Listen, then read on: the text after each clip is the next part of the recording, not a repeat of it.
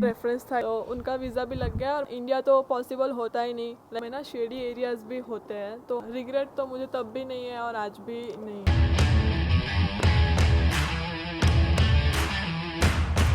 Okay, जब आप Brampton में आए थे तो आपका जॉब सर्च वहाँ पे कैसा रहा एक्सपीरियंस, या एल्बर्टा में एडमिंटन में आके आपका जॉब सर्च का एक्सपीरियंस कैसा रहा, वो बताओ हमारे को।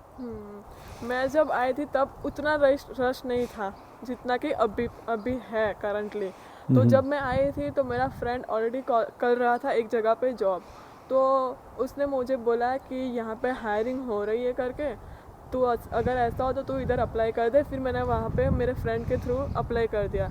लाइक अगर हमारे पास रेफरेंस हो तो जॉब के लिए थोड़ा इजी पाथवे हो जाएगा। मतलब बेसिकली रेफरेंस से जो मैं बताता हूँ अपने पुराने व्लॉग्स में भी कि आपको जॉब कई बार अच्छी मिल जाती है, सो यही ज़रीन का एक्सपीरियंस रहा है कि रेफरेंस के थ्रू अच्छी जॉब मिल गई। एडमिंटन में कैसा रहा आपका जॉब सर्च का एक्सपीरियंस? एडमिंटन में भी ऐसा ही हुआ। लाइक मैं जहाँ पे जॉब कर रही थी उनका रेफरेंस था इधर एडमिंटन में, तो मैं उनके थ्रू यहाँ पे मुझे जॉब मिल गई। ओके, सो एडमिंटन में भी आपका काम इजी रहा। Yes. सो बेसिकली जब आप कनाडा आते हो अपने दोस्त बनाओ, अच्छे दोस्त बनाओ, अपनी पढ़ाई करो और साथ में अपनी अच्छी जॉब भी पकड़ो। आपने बताया कि आपको रेफरेंस से जॉब मिली थी, तो रेफरेंस से जॉब मिलने से पहले या उसके बाद कुछ करना होता है स्टूडेंट्स को, लाइक कोई प्रोसेस फॉलो करना होता है या आपकी कोई एडवाइस है तो वो बताओ। हाँ, पहले जब हम कनाडा में लैंड हो जाए उसके 2-3 दिन के बाद हमें सर्विस कनाडा में जाना पड़ता है ताकि हमारा सिन नंबर जो है वो एक्टिवेट हो जाए। सिन नंबर एक्टिवेट हो जाए फिर हमें रेज्यूम में वो रेज्यूम हमें प्रॉपर बनाना पड़ता है, फिर जॉब करनी होती है। तो जब मैं आई थी तब गवर्नमेंट ने 40 आवर्स पर वीक किया था सितंबर में, तो उन गवर्नमेंट ने एक्सटेंड करके वो जो टाइम था like 40 hours per week student कर सकते हैं, तो वो उन्होंने किया था अप टू 30 अप्रैल 2024 तक। अच्छा, यस, तो 30 अप्रैल तक हम लोग लाइक स्टूडेंट कर सकते हैं 40 आवर्स पर वीक। अभी उसके बाद मतलब गाइडलाइंस चेंज होने वाली हैं, जैसा मैंने आपको इन्होंने बताया कि भाई 30 अप्रैल के बाद में जो नई गाइडलाइंस आएंगी उसके हिसाब से स्टूडेंट्स को उनके आवर्स का पता लगेगा। फिलहाल वो 40 आवर्स काम कर रहे हैं लीगली। ओके ज़रीन, जब आप यहाँ पे आए, स्टूडेंट रहे, अभी भी स्टूडेंट ही हो, तो आईडीज़ वगैरह के तौर पे आपको क्या चाहिए होता है, या आपने कोई फैमिली डॉक्टर वगैरह बनाया है? हाँ, मैं तो लाइक अभी स्टूडेंट हूँ तो मेरा फैमिली डॉक्टर तो अभी मैंने किया नहीं है कोई भी, और एक फ़ोटो आईडी चाहिए होती है जो मैंने ले रखी है, और फिर एक हेल्थ कार्ड आता है अल्बर्टा में तो वो भी मैंने ले रखा है ताकि अगर कुछ हो जाए तो वो काम आएगा। Photo ID like license? हाँ, लाइसेंस। ओके, तो उसका मतलब आपको एडवांटेज मिलता है कि आपकी फ़ोटो आईडी है, और एटलीस्ट एक फ़ोटो आईडी तो रहनी चाहिए। अगर हम कनाडा में हो तो कहीं भी जगह मांगते हैं वो लोग, अगर हमें कहीं भी जाना हो तो वो लोग पासपोर्ट हर जगह हम ले नहीं पाते हैं। इससे अच्छा है कि हम एक फ़ोटो आईडी बनवा लें, और ड्राइविंग लाइसेंस जो है वो आज नहीं तो कल काम तो आने वाला ही है, तो बेटर ये रहेगा कि पहले हम आके फिर वो बनवा लें।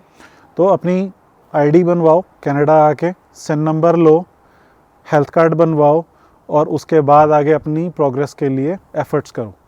अब आपका लगभग खर्चों के बारे में कुछ बताओ कि आपका मंथली खर्चा कितना होता है, आपकी लगभग इनकम, आप चाहो तो ना बताओ आपकी इनकम कितनी है, लेकिन आपके खर्चे कितने हैं, सेविंग्स कितनी है, कुछ उस बारे में बताओ कि जो यहाँ स्टूडेंट आना चाहते हैं उसको कुछ हेल्प मिले। जैसे कि मैंने बोला कि मैं एक जॉब करती हूँ तो उसमें मुझे आवर्स भी मिल जाते हैं जितने लीगली है अलाउड, तो फिर मेरा जो रेगुलर जो खर्चा रहता है लाइक 1 मंथ का, राइट फ्रॉम रेंट टू बस पास, वो होगा अराउंड $800 to $900, और बाकी के जो है वो मेरी इनकम रह जाती है जो सेविंग है वो मेरी, जो कि मेरा जो मेजर पार्ट है सेविंग का वो यही है कि मेरे पास अभी गाड़ी नहीं है। मैंने बोला था कि मेरे पास कार नहीं है, तो लाइक जो कार का इंश्योरेंस वगैरह होता है वो मेरी पूरी सेविंग हो जाती है जो मैंने अभी बचा के रखी है, जो मैं स्टूडेंट लाइफ के बाद कार में इन्वेस्ट कर सकती हूँ।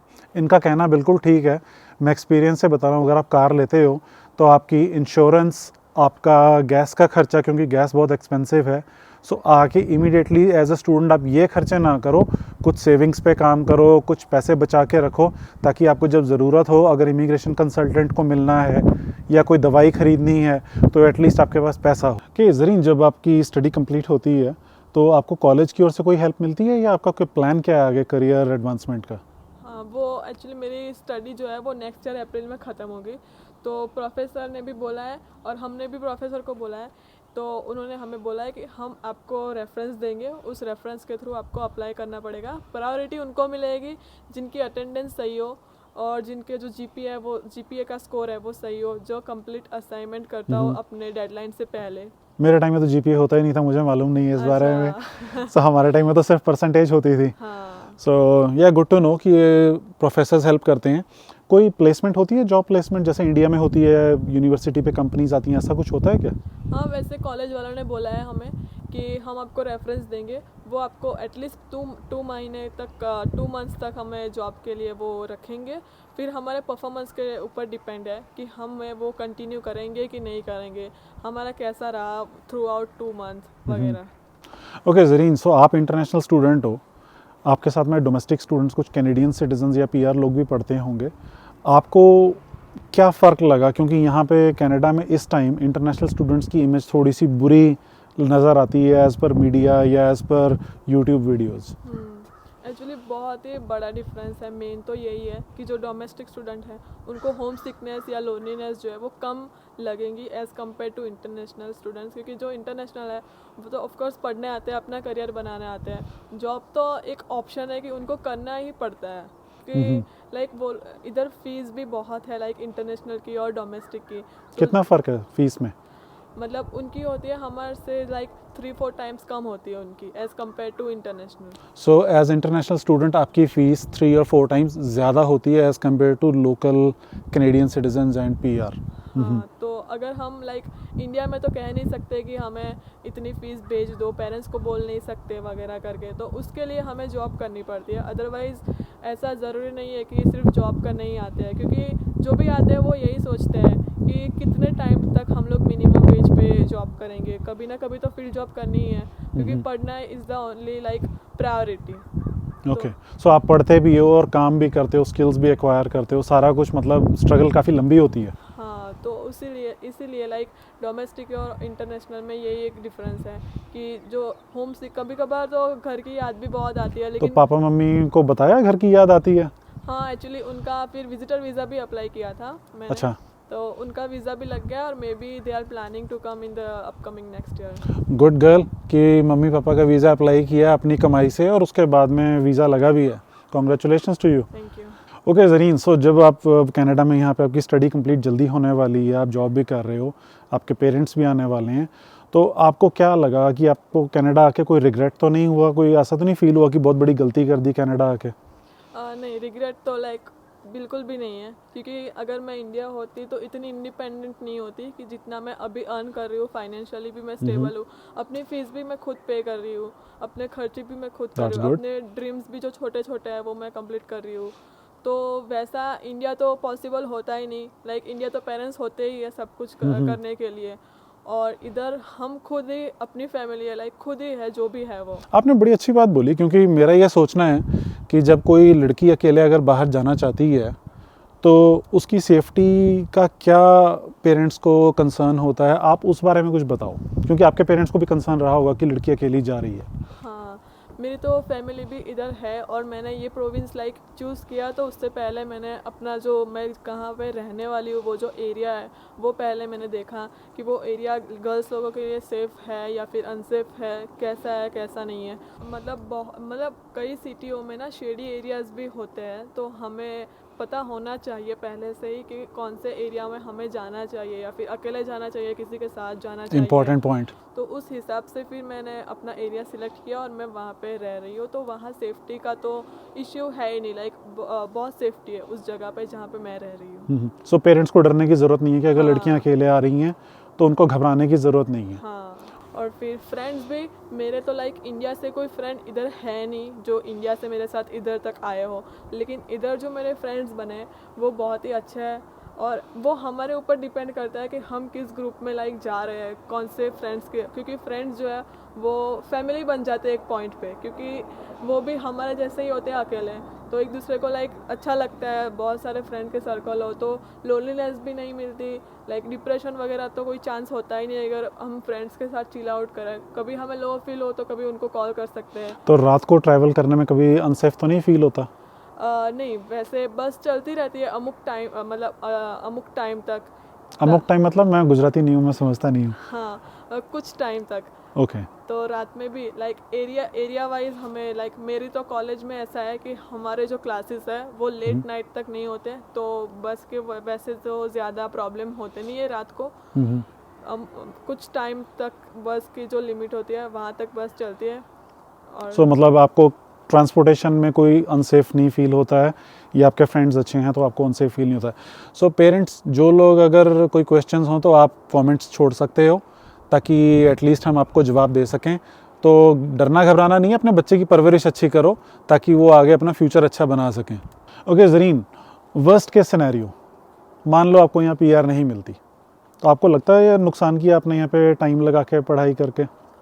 नहीं, रिग्रेट तो मैंने पहले भी बोला कि मुझे बिल्कुल भी नहीं है। अभी मैं स्टूडेंट हूँ, मेरा अभी 1 ईयर का स्टडी रह गया है। 1 साल के बाद फिर मुझे 3 साल की वर्क परमिट मिलेगी, तो मेरे पास 3 साल भी है अभी। और मैंने ना अभी PR के ऑप्शंस भी देख रखे हैं, 2 से 3 जो अभी के रूल के हिसाब से है।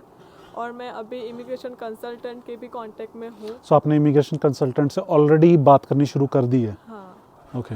और मैंने लाइक फिर भी अगर मेरा कुछ ना हुआ, अभी तो मेरे पास बहुत टाइम है, लेकिन फिर भी अगर ना हुआ तो मेरे पास लाइक इधर की मैं स्टडी कर रही हूँ, मेरी स्किल्स भी है, और तब तक तो मेरा एक्सपीरियंस भी बन जाएगा। तो ये जो मेरी स्टडी है वो कहीं ना कहीं तो ऑफकोर्स काम लगेगी ही लगेगी, तो वेस्ट तो होगी नहीं। दैट्स अ गुड पॉइंट कि भाई एक्सपीरियंस भी है, स्टडी भी हो रही है और प्लान भी बनाया है। सो स्टडी कभी वेस्ट नहीं जाती दोस्तों, जैसे इन्होंने कहा ये यंग लड़की है एंड कभी भी मतलब स्टडी जो आपको हेल्प करती है, चाहे यहाँ चाहे वहाँ।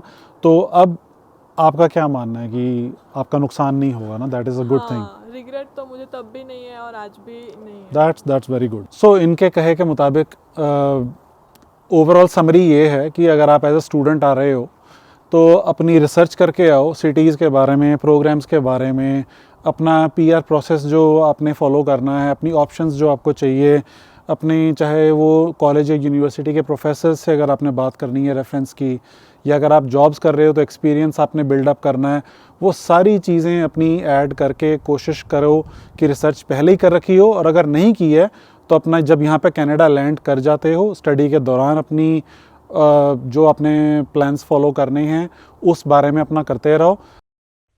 आपने मेरे वीडियोस देखे हैं ज़रीन कुछ पहले पास्ट में, या देखे हैं तो आपको किस तरह के लगे, ज़रा मेरे व्यूअर्स को बताओ प्लीज़। सो गाइज, मैंने इनके पास्ट वीडियोस देखे हैं जो काफ़ी इन्फॉर्मेटिव होते हैं, और आज मुझे भी अच्छा लगा कि किसी ने मेरी मेरे जैसे स्टूडेंट लाइफ को शेयर किया इस चैनल पे। तो आपको आगे भी अगर ऐसे इन्फॉर्मेटिव वीडियोस चाहिए तो please like, share and subscribe. जैसे इन्होंने कहा कि like, share and subscribe my channel Kirti the Indo Canadian explorer. और अगर आपके कोई क्वेश्चंस हैं, कोई फीडबैक है तो आप अपने कमेंट्स में ज़रूर लिख सकते हो। I will try to answer as many as I can. और किसी अच्छे टॉपिक पे दोबारा मिलूंगा, तब तक मेरी ओर से बाय बाय, ज़रीन की ओर से bye bye. You guys have a lovely day ahead.